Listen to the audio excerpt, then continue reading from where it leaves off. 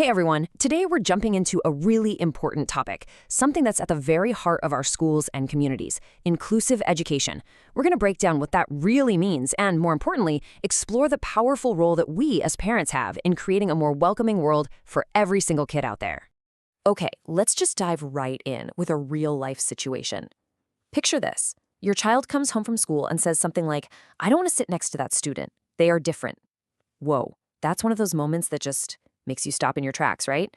It's tough, it's super real, and trust me, it's happening in homes all over the place. So, what would you do? Seriously, how would you respond right then and there? Just take a second to think about it, because your gut reaction, that's really the starting point for everything we're going to talk about today. This is where the whole journey to inclusion truly begins. All right, so to handle moments like that, we first have to get on the same page about the big idea here.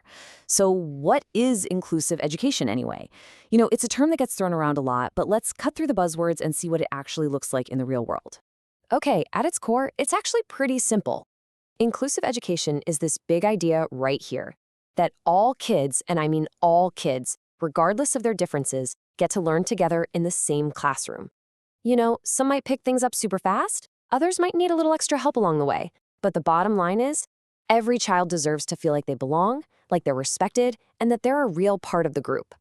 This breakdown is super helpful to really get what we're talking about. So on one side, you've got what inclusion is. All kids learning together, respecting what makes each of them unique, and getting support when they need it. But what it is not, and this is so important, is separating kids, slopping labels on them, or trying to make everyone fit into the same cookie-cutter mold. The whole point is to create a classroom where being different is just normal. And here's something that's really, really important to understand. This isn't just about benefiting a few kids, not at all. The amazing thing about an inclusive classroom is that the benefits kind of ripple out. They touch every single child in that room, helping them all grow in ways you might not even expect. So what are these amazing benefits? Well, think about it. When kids learn right alongside peers who have different abilities and backgrounds, they start picking up incredible real-world skills. They build empathy, like real empathy, because they see the world through someone else's eyes. Their social skills get a huge boost. They learn how to actually cooperate and work as a team, and they develop a genuine respect for all kinds of people. And let's be honest, these aren't just things you need to pass a test. These are skills for life. Okay, so this all sounds great for the classroom, but where do we as parents fit into all this? Well, it turns out our role is absolutely massive.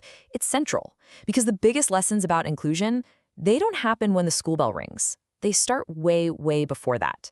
Honestly, if there's one single thing you remember from our chat today, please let it be this. Inclusion starts at home. It just does.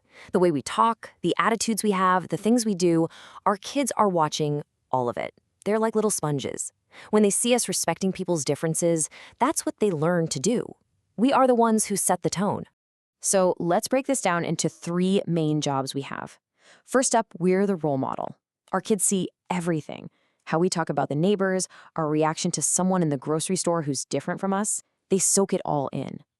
Second, we're the supporter. This is about being proactive, right? It's about encouraging our kids to invite that new student over to play.